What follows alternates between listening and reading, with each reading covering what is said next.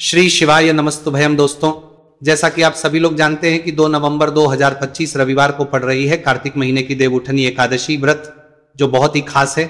और दोस्तों, ये वो तिथि है जो कि कार्तिक महीने में रविवार को पड़ रही है, तो इस दिन का महत्व और भी अधिक बढ़ता हुआ है जाता है। पूज्य गुरु जी ने कहा है कि अगर कभी भी मौका लग जाए और कार्तिक महीने की देवउठनी एकादशी रविवार को पड़ जाए तो इस दिन आपको 11 गेहूं के दाने वाला उपाय जरूर करना चाहिए, क्योंकि ऐसा शुभ संयोग बहुत ही कम आता है। और दोस्तों, इसी दिन किया जाने वाला पंडित जी द्वारा बताया गया 11 गेहूं के दाने वाला उपाय आप लोगों को जरूर करना चाहिए। और अगर आप लोगों ने इस उपाय को नहीं किया है या किसी कारणवश नहीं कर पाए हो तो देवउठनी एकादशी व्रत के दिन इस उपाय से मत चूकना। दोस्तों देखिए, यह दिन इतना खास होता है, इतना महत्वपूर्ण होता है। देखा गया है कभी कभी बड़े पूजा पाठ अनुष्ठान से जो मनोकामना पूर्ण नहीं होती है, वह कार्तिक महीने के रविवार के दिन एक छोटे से उपाय करने से ही आपकी मनोकामना पूर्ण हो जाती है। और बहुत सारे लोगों ने इस उपाय को किया भी है और उनको इस उपाय को करने का फल भी जरूर मिला है। अगर आप लोग भी इस उपाय को रविवार देवउठनी एकादशी व्रत के दिन करना चाहते हैं तो आप इस उपाय को पहले अच्छे से समझ लेना, सुन लेना, उसके बाद करना। आपको इस उपाय का फल जरूर मिलेगा। करना, आपकी सभी मनोकामनाएं पूरी हो जाएंगी।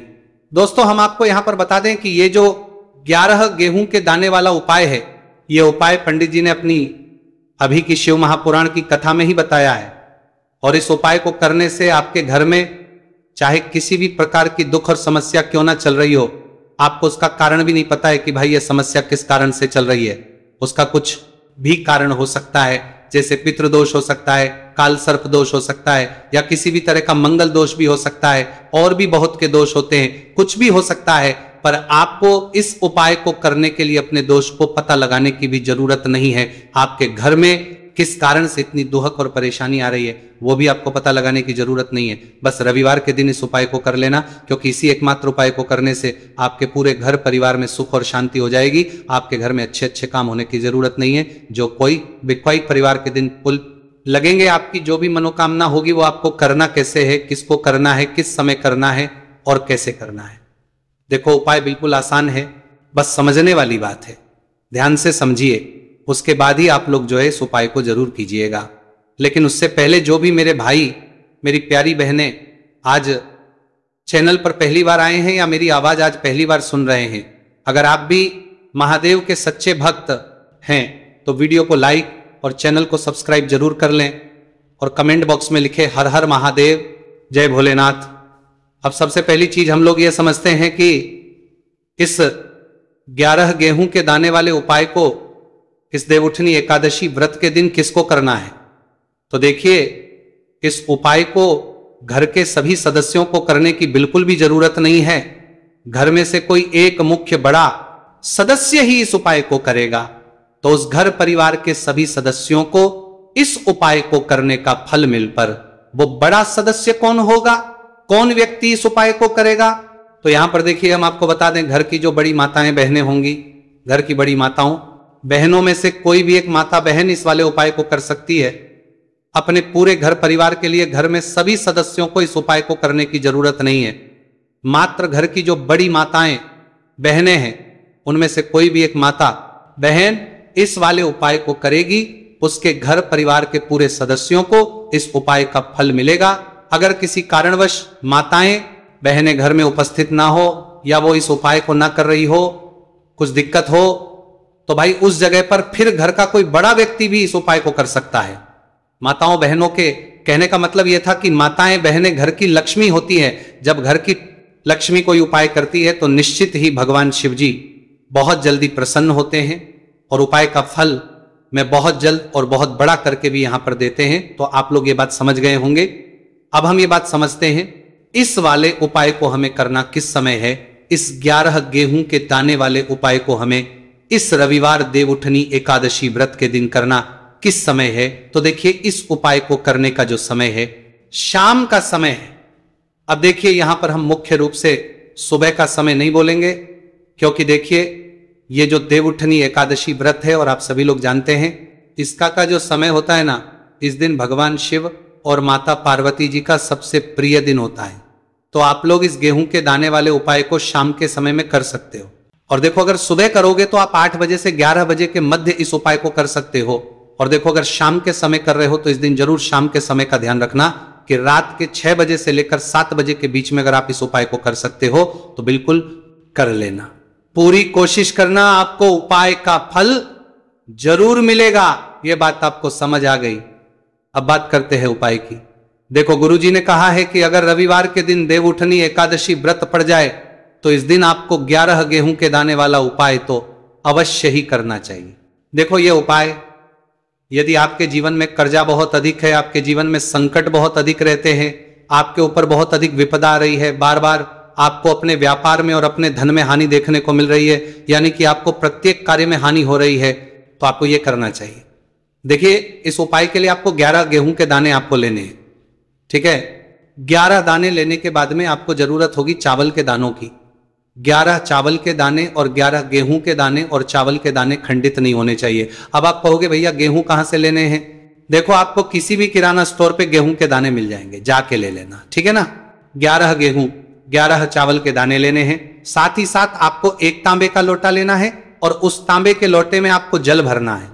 जल खुद के घर का होना चाहिए, मंदिर का नहीं होगा। अब आप ये सब सामग्री लेकर पहुंच जाओगे महादेव के शिवलिंग के पास में शाम के टाइम पे प्रदोष काल में। देखो जब आप ये उपाय कर रहे हो तो अपना फेस रखना उत्तर दिशा, नॉर्थ डायरेक्शन की तरफ। अब यहाँ पे जो मैं आपको क्रम बताने जा रहा हूं ना, उस मेरे क्रम को बहुत ध्यान से सुनिए।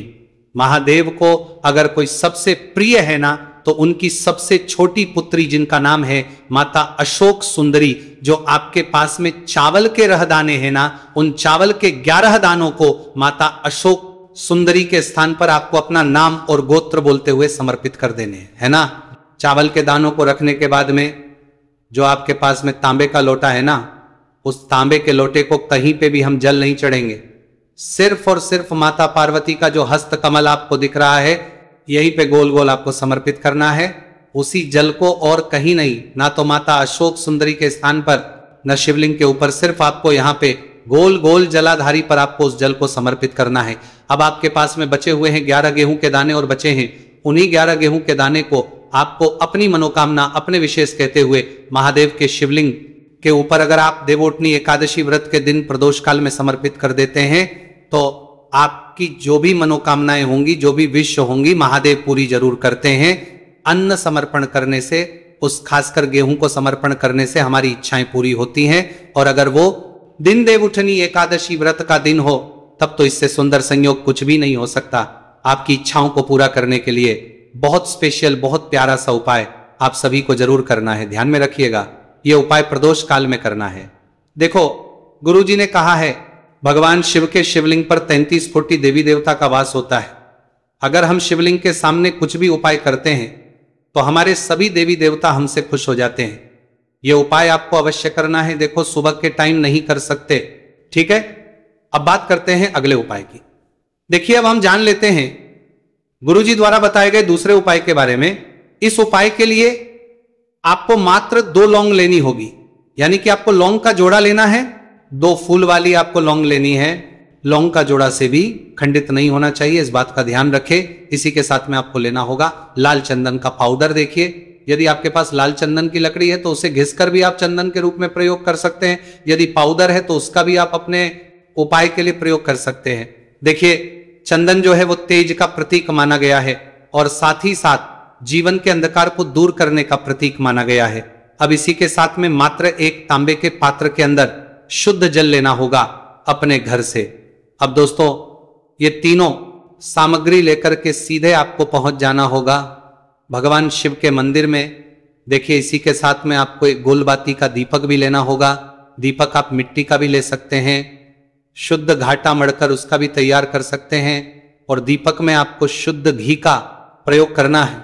लेकिन जैसे ही आप इन सभी सामग्रियों को में लेकर के पहुंचेंगे मंदिर में, जैसे ही आप चौखट के वहां पर पहुंचेंगे तो मंदिर की चौखट के सीधे तरफ आप जो अपने साथ एक गोल बाती का दीपक लेकर के आए हैं उसे आपको सबसे पहले तो प्रज्वलित कर देना है। यानी कि जैसे ही आप मंदिर की चौखट के वहां पर प्रवेश करते हैं तो उसके सीधे तरफ आपको ये गोलबाती का दीपक प्रज्वलित कर देना है।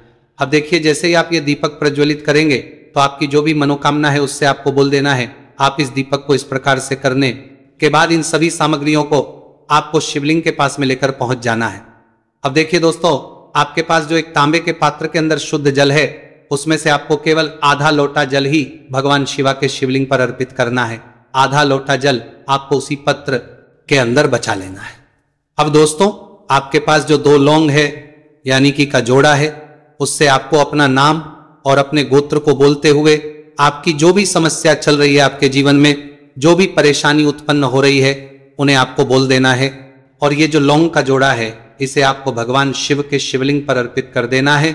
जैसे आप ये 2 लौंग शिवलिंग पर चढ़ाएंगे तो अपना हाथ जो है वहां पर आपको रखना है और महादेव से आपको प्रार्थना करनी है कि मेरे जीवन की ये जो परेशानियां हैं ये सभी दूर हो जाए।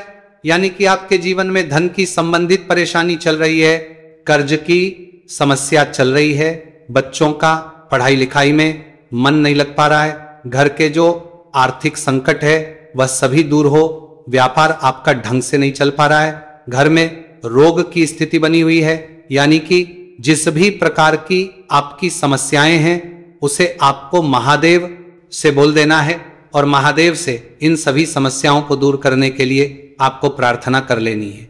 अब देखिए दोस्तों, आपने जो 2 लौंग शिवलिंग पर समर्पित की थी उसे आपको वहां से उठा लेना है और इन दोनों को आपको शिवलिंग से उठा करके सीधे उससे जल के पात्र के अंदर डाल देना है। यानी कि अपने आधा लोटा जल और बचाया हुआ था उसी के अंदर आपको ये 2 लौंग डाल देनी है और साथ में आप जो लाल चंदन लेकर के आए थे उस लाल चंदन को भी आपको उसी पात्र के अंदर डाल देना है। यानी कि आधा लोटा जल और बचा हुआ है तो उसी आधे लोटे जल के अंदर आपको ये लाल चंदन भी डाल देना है।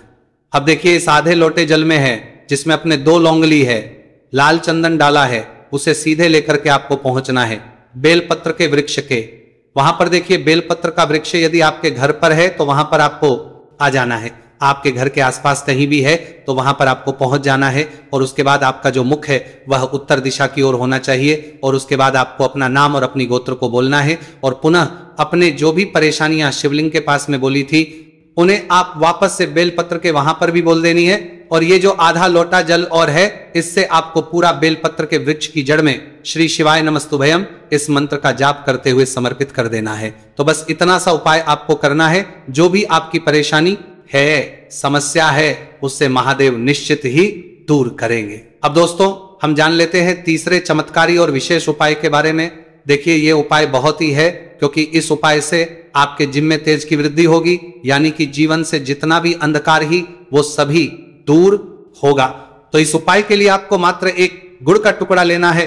गुड़ का टुकड़ा आपके जीवन में तेज की वृद्धि करता है और साथ ही साथ आपके जीवन से जो अंधकार है उसे दूर करता है। इसी के साथ में आपको एक चावल दाना यानी कि अक्षत का दाना लेना है। ये चावल का दाना आपके जीवन में सुख शांति को लेकर के आता है, आपके जीवन में धन की जितनी भी परेशानियां हैं उन्हें समाप्त करता है। इसी के साथ में आपको मात्र एक हरा मूंग लेना है। हरा मूंग जो है वह बुध ग्रह को प्रसन्न करता है। देखिए, हरे मूंग का उपाय करने से बुध ग्रह मजबूत होता है और बुध ग्रह के मजबूत होने से बुद्धि, ज्ञान और विवेक की प्राप्ति होती है। तो ये तीनों ही सामग्री आपको एक एक लेनी है, यानी कि एक गुड़ का, एक चावल का दाना, एक हरा मूंग आपको लेना है। देखिए, हरा मूंग का दाना और का जो दाना है वो आपको साबुत लेना है, खंडित नहीं होना चाहिए। और इसी के साथ में आपको मात्र एक तांबे के पात्र के अंदर अपने घर से शुद्ध जल ले लेना है। देखिए, अब इन सभी सामग्रियों को लेकर के सीधे आपको पहुंच जाना है भगवान शिव के मंदिर में। आप ये उपाय सुबह से लेकर के शाम तक किसी भी समय कर सकते हैं, लेकिन रविवार के दिन ही आपको इस उपाय को करना है। तो सबसे पहले तो ये जो एक गुड़ का है, एक चावल का दाना है और एक हरा मूंग का दाना है, उन तीनों को आपको उस जल के पात्र के अंदर डाल देना है। लेकिन ये जो उपाय है आपके जीवन की सारी परेशानियों को दूर करने के लिए होता है, लेकिन विशेष मनोकामना तीनों सामग्रियों से ही आपकी परिपूर्ण हो जाती है। देखिए, यदि आपके जीवन तेज होगा तो सभी आपसे वार्तालाप करेंगे, सभी आपसे बात करेंगे और आपका जो मान सम्मान है वो बढ़ता है। और चावल का जो दाना है वह धन वृद्धि करता है, मन की शांति के लिए होता है। और हरा मूंग जो है वो बुद्धि, ज्ञान और विवेक की प्राप्ति के लिए होता है। अब देखिए, ये जो एक पात्र है इससे आपको भगवान शिव के शिवलिंग पर धीरे धीरे अर्पित कर देना है। श्री शिवाय नमस्तु भयम इस मंत्र का जाप करते हुए और तुमरुकेश्वर महादेव का मन में स्मरण करते हुए। लेकिन तुमरुकेश्वर महादेव का स्मरण करने से ये जो उपाय है और अधिक प्रभावशाली हो जाता है। तो महादेव का स्मरण करते हुए ये उपाय करने से आपके जीवन में जो भी अशांति है वह सभी दूर हो जाएगी।